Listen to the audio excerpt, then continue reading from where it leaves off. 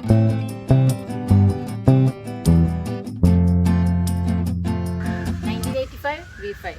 ഞങ്ങളുടെ ചാനലിലേക്ക് എല്ലാവർക്കും ഹാർദവമായ സ്വാഗതം. വിഷു എങ്ങനെ ഗംഭീരമാക്കിയോ ആഘോഷങ്ങളൊക്കെ? ഇപ്രാവശ്യത്തെ വിഷു വളരെ നന്നായി. നെയ്യപ്പം ചുട്ടു, അത് നന്നായി വന്നു. പിന്നെ വളരെ ഭംഗിയായ ഒരു വിഷുക്കണി ഒരുക്കാൻ പറ്റി.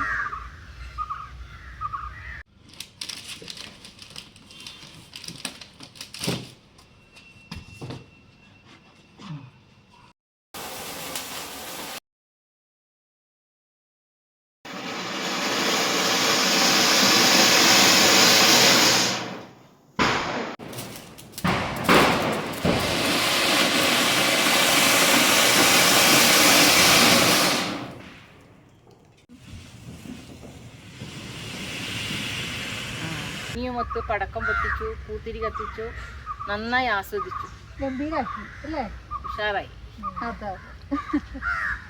അല്ലെങ്കിലും ഈ ഒത്തുചേരൽ ഒരു ആഘോഷം തന്നെയാണ്. ആഘോഷങ്ങൾ നമ്മളെ ഊർജ്ജസ്വലരാക്കുന്നു. എല്ലാ വിശേഷ ദിവസങ്ങളും കുടുംബാംഗങ്ങൾ ഒത്തുചേർന്ന് ആഘോഷിക്കാൻ ട്രൈ ചെയ്യണം. അത് തന്നെയായിരിക്കും എപ്പോഴും സന്തോഷം. ശരിയാണ്. അതെ. വിഷുവിന് വീടൊക്കെ ക്ലീൻ ചെയ്യുന്നതിനിടെ കബേർഡിൽ നിന്ന് എനിക്കൊരു പഴയ പാസ്ബുക്ക് കിട്ടി. തുറന്നു നോക്കിയപ്പോൾ ഒരു ജോയിൻ്റ് അക്കൗണ്ട്, എൻ്റെ പഴയൊരു അക്കൗണ്ടാണ്. തുറന്നു നോക്കിയപ്പോൾ ഒരു ജോയിൻ്റ് അക്കൗണ്ടാണ്. അത്യാവശ്യം നല്ല ബാലൻസും ഉണ്ട്. പാസ്ബുക്കിൽ ലാസ്റ്റ് ഓപ്പറേഷൻ കാണിക്കുന്നത് 2010. ബാങ്കിൽ പോയി സ്റ്റേറ്റ്മെൻറ്റ് എടുത്തപ്പോൾ ബാലൻസ് 0. അതെന്ത് ട്രിക്ക്? പണം അപ്രത്യക്ഷമാകുന്ന എന്തെങ്കിലും ടെക്നിക്ക് ഉണ്ടോ? അതാണ് ഡെഫ് സ്കീം. ബാലൻസ് ഡെഫ് അക്കൗണ്ടിലേക്ക് ട്രാൻസ്ഫർ ആയി പോയി കാണും അല്ലേ? എക്സാക്ട്ലി. അക്കൗണ്ടിലെ പൈസ മുഴുവൻ ഡെഫ് അക്കൗണ്ടിലേക്ക് ട്രാൻസ്ഫർ ചെയ്യപ്പെട്ടു. Deposit awareness fund scheme.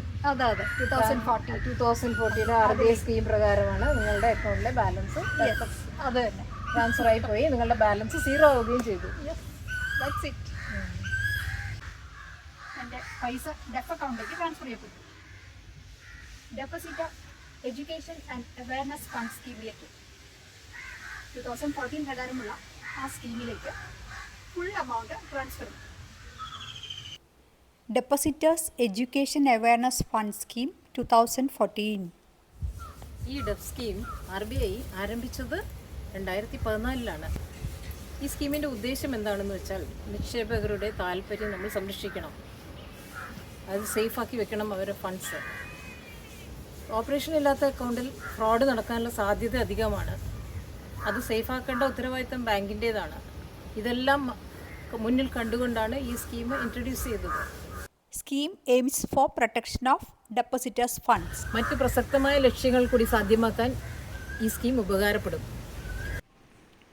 ഈ സ്കീം സ്ഥാപിക്കാൻ RBIക്ക് അധികാരപ്പെടുത്തുവാനായി ബാങ്കിങ് റെഗുലേഷൻ ആക്ട് 1949 ഭേദഗതി ചെയ്തു. അതിൽ സെക്ഷൻ 26A ചേർക്കുകയും ചെയ്തു. ഈ നിയമപ്രകാരമാണ് ഡെഫ് സ്കീം ഇൻട്രൊഡ്യൂസ് ചെയ്തത്. ഡെഫ് അക്കൗണ്ടിന് RBIക്ക് പ്രത്യേക അക്കൗണ്ട് തന്നെയുണ്ട്. ഡെഫ് അക്കൗണ്ടിലേക്കുള്ള ഈ ട്രാൻസ്ഫർ എങ്ങനെ സംഭവിക്കുന്നു എന്ന് ഒന്ന് ക്ലിയർ ആക്കാം. സാധാരണഗതിയിൽ ഒരു അക്കൗണ്ടിൽ നമ്മൾ ട്രാൻസാക്ഷൻ ചെയ്തുകൊണ്ടേയിരിക്കും. പല സാഹചര്യങ്ങളാലും അക്കൗണ്ടിൽ തീരെ ട്രാൻസാക്ഷൻ ചെയ്യാത്ത ഒരവസ്ഥ ഉണ്ടാകുന്ന സമയത്ത് ഈ തീരെ ട്രാൻസാക്ഷൻ നില്ലായി പോവുക, അങ്ങനെയാണ് സംഭവിക്കുന്നത്. 2 കൊല്ലം ഒരു അക്കൗണ്ടിൽ തീരെ ട്രാൻസാക്ഷൻ ഒന്നും ഇല്ലെങ്കിൽ അക്കൗണ്ട് 2 കൊല്ലത്തിന് ശേഷം അങ്ങനെ തന്നെ കണ്ടിന്യൂ ചെയ്യുകയാണെങ്കിൽ ആ 2ാമത്തെ കൊല്ലത്തിൻ്റെ അവസാനത്തിൽ അക്കൗണ്ട് ഡോർമെൻ്റ് അക്കൗണ്ടായിട്ട് ട്രാൻസ്ഫർ ചെയ്യപ്പെടും. ഈ ഡോർമെൻ്റ് അക്കൗണ്ട് ഇതേ രീതിയിൽ 8 കൊല്ലം കൂടി കണ്ടിന്യൂ ചെയ്യുകയാണെങ്കിൽ ആ അക്കൗണ്ട് അൺക്ലെയിംഡ് അക്കൗണ്ട് ആവും. അതിനെയാണ് പിന്നെ ഡെഫ് അക്കൗണ്ടിലേക്ക് മാറ്റുന്നത്. 10 years and above inoperative account transferred to DEAF account. ഇത് സാധാരണ ഡിസംബർ മാസത്തിലാണ് ചെയ്യുന്നത്. അങ്ങനെയാണ് RBI നിർദ്ദേശം. അതായത് ഒരു അക്കൗണ്ട് ഇനോപ്പറേറ്റീവ് ആയാൽ 2+8 10 years ആ അക്കൗണ്ടിലെ ബാലൻസ് RBI നിർദ്ദേശപ്രകാരം ഡെഫ് അക്കൗണ്ടിലേക്ക് ട്രാൻസ്ഫർ ചെയ്യപ്പെടും. ഏതൊക്കെ വിഭാഗത്തിലുള്ള പണമാണ് ഈ സ്കീം ബാധകമാകുക? 10 വർഷം ഇനോപ്പറേറ്റീവ് ആയിട്ടുള്ള എല്ലാ ഡെപ്പോസിറ്റ് അക്കൗണ്ടിലെയും ക്രെഡിറ്റ് ബാലൻസ്, ഉദാഹരണം പറയുകയാണെങ്കിൽ savings account, current account, recurring deposit, fixed deposit തുടങ്ങിയവ. അതുപോലെ തന്നെ സന്ദർഭവശാൽ ക്രെഡിറ്റ് ബാലൻസായി മാറിയ loan accounts, example cash credit അക്കൗണ്ടിലെ ക്രെഡിറ്റ് ബാലൻസ്. ഇത്തരത്തിലുള്ള അക്കൗണ്ടിൽ അപ് ടു ഡേറ്റ് പലിശ ഉൾപ്പെടെ മുഴുവൻ തുകയും ഈ അക്കൗണ്ടിലേക്ക് മാറ്റപ്പെടും. ഒരക്കൗണ്ട് ആരംഭിച്ച് പല വർഷങ്ങൾ അത് ഉപയോഗിക്കാതിരുന്ന ട്രാൻസാക്ഷനൊന്നും ഇല്ലാതെ SB ആയാലും FD ആയാലും കറണ്ട് അക്കൗണ്ട് ആയാലും ഏത് അക്കൗണ്ട് ആണെങ്കിലും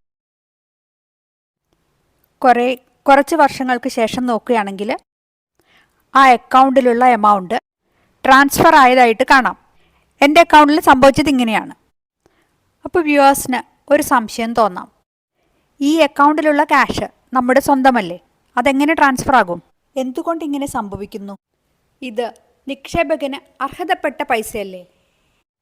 ഈ ബാലൻസ് ബാങ്കിൽ പോയി ക്ലെയിം ചെയ്താൽ തിരിച്ചു കിട്ടുമല്ലോ, ഇല്ലേ? ഇതൊക്കെ വ്യൂവേഴ്സിന് മനസ്സിൽ സംശയം തോന്നുമല്ലോ, ഒന്ന് വ്യക്തമാക്കാം. എന്താണ് ഇതിൻ്റെ സാങ്കേതികത്വം? ഇത്തരത്തിലുള്ള അക്കൗണ്ടിൽ നിന്ന് പണം ട്രാൻസ്ഫർ ആയാലും പരിഭ്രമിക്കേണ്ടതില്ല. ഇത് നിക്ഷേപകർക്ക് തിരിച്ചെടുക്കാൻ തീർച്ചയായും സാധിക്കും. ഇത്തരത്തിൽ പണം ട്രാൻസ്ഫർ ചെയ്യപ്പെടുന്നത് എന്തുകൊണ്ടാണ്? നേരത്തെ പരാമർശിച്ചതുപോലെ 10 വർഷമായി ഇടപാടുകൾ നടക്കുന്നില്ലെങ്കിൽ ആ അക്കൗണ്ടിലെ ബാലൻസ് തുക 2014 RBI ആരംഭിച്ച DEF ഫണ്ടിലേക്ക് മാറ്റപ്പെടുകയാണ് ചെയ്യുക. ഇത്തരം പ്രൊസീജിയർ നിക്ഷേപകനെ അറിയിക്കേണ്ടതാണ്. പക്ഷേ ശരിയായ അഡ്രസ്, ഫോൺ നമ്പർ, ഇമെയിൽ എന്നിവയുടെ അഭാവം പലപ്പോഴും ഡെപ്പോസിറ്ററിന് അറിയിപ്പുകൾ ലഭിക്കുന്നതിനെ തടസ്സപ്പെടുത്തുന്നു.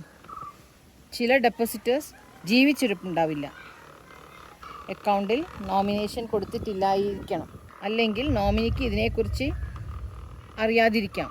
ഇങ്ങനെയും പല കാരണങ്ങളുണ്ട്. തൻ്റെ ഡെപ്പോസിറ്റ് DEF അക്കൗണ്ടിലേക്ക് ട്രാൻസ്ഫർ ചെയ്തിട്ടുണ്ടോ ഇല്ലയോ എന്നറിയാനും ഡെപ്പോസിറ്റിനെ കുറിച്ചുള്ള മറ്റ് വിവരങ്ങൾ അറിയാനും അതാത് ബാങ്കിൻ്റെ വെബ്സൈറ്റ് പരിശോധിച്ചാൽ ലഭിക്കുന്നതാണ്. നിക്ഷേപകൻ ആവശ്യപ്പെടുകയാണെങ്കിൽ തുക തിരികെ നൽകാനുള്ള വ്യവസ്ഥയുണ്ട്. DEF അക്കൗണ്ടിലേക്ക് ട്രാൻസ്ഫർ ചെയ്തതിന് ശേഷവും പണം തിരിച്ചു പിടിക്കാൻ DEF സംവിധാനം അനുവദിക്കുന്നു. ഇങ്ങനെയുള്ള ഡെപ്പോസിറ്റ്സ് ക്ലെയിം ചെയ്യുവാൻ നിക്ഷേപകർ ചെയ്യേണ്ടത് ഇത്രമാത്രം: അക്കൗണ്ട് മെയിൻറ്റെയിൻ ചെയ്യുന്ന ബാങ്ക് ബ്രാഞ്ചിൽ പോയി ബാങ്ക് നൽകുന്ന അൺക്ലെയിം ഡെപ്പോസിറ്റ് ക്ലെയിം ഫോം പൂരിപ്പിക്കണം. അക്കൗണ്ട് ഹോൾഡറിൻ്റെ KYC ഡേറ്റ അപ്ഡേറ്റ് ചെയ്യണം. അക്കൗണ്ട് ഹോൾഡർ മരണപ്പെട്ടെങ്കിൽ നോമിനി ക്ലെയിം സബ്മിറ്റ് ചെയ്യണം. നോമിനി ഇല്ലെങ്കിൽ ലീഗൽ ഹെയർ സബ്മിറ്റ് ചെയ്യണം. ക്ലെയിം പരിശോധിച്ച് അതിന് സത്യാവസ്ഥ ഉറപ്പിച്ചതിന് ശേഷം RBIയിൽ നിന്ന് ആ തുക റീഇംബേഴ്സ്മെൻറ്റ് ലഭിക്കാൻ ആവശ്യമായ നടപടികൾ ബാങ്ക് സ്വീകരിക്കുന്നു. തുകയും ട്രാൻസ്ഫർ ചെയ്ത ദിവസം മുതൽ പണം തിരികെ ലഭിക്കുന്ന ദിവസം വരെയുള്ള പലിശ സഹിതം ഉപഭോക്താവിന് തിരികെ ലഭിക്കുന്നു. പലിശ നിരക്ക് നിശ്ചയിക്കുന്നത് RBI ആണ്. Submit claim form through base branch. എൻ്റെ അക്കൗണ്ടിൽ നിന്ന് DEFിലേക്ക് പോയ പണം തിരികെ ലഭിക്കാൻ നടപടിക്രമങ്ങളൊക്കെ ആരംഭിച്ചു കഴിഞ്ഞു. അത് എന്തായാലും തിരികെ ലഭിക്കും. കുറച്ച് കാലതാമസം വന്നാലും തിരികെ ലഭിക്കുക തന്നെ ചെയ്യും. പിന്നെ എൻ്റെ ഒരു ബന്ധുവിന് ഇങ്ങനെ ഒരു എമൗണ്ട് പോയത് കിട്ടിയിട്ടുണ്ട്. എന്തായാലും കിട്ടുന്നുള്ളത് ബാങ്കേഴ്സായ നമുക്കറിയാമല്ലോ. പിന്നെ എൻ്റെ കാര്യത്തിൽ സംഭവിച്ചത് എന്താണെന്ന് പറയാം. ഇങ്ങനെ ഒരു അക്കൗണ്ട് ഓപ്പൺ ചെയ്ത കാര്യം ഞാൻ മറന്നേ പോയി.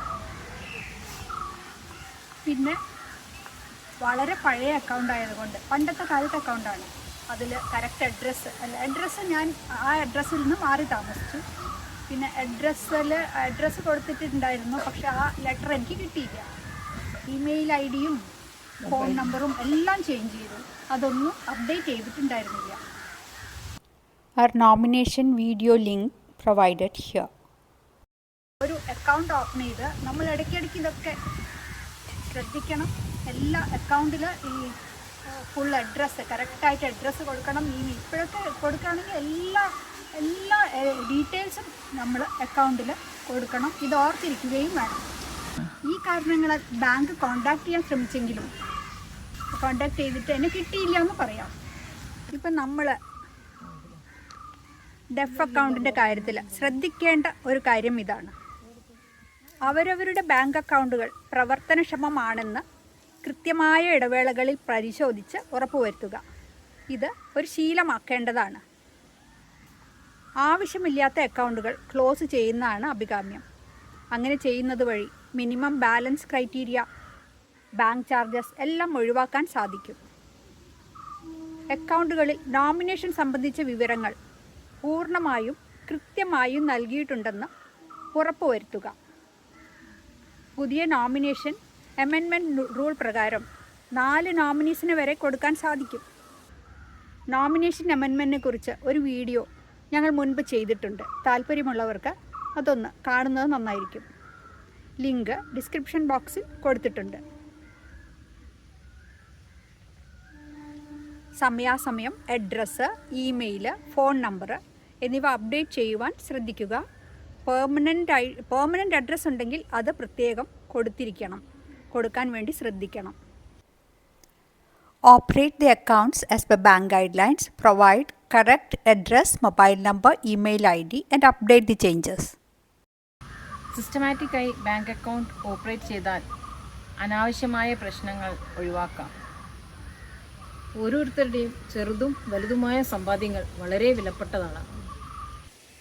അത് നഷ്ടപ്പെടാതിരിക്കാൻ സ്വയം സഹായിക്കുക.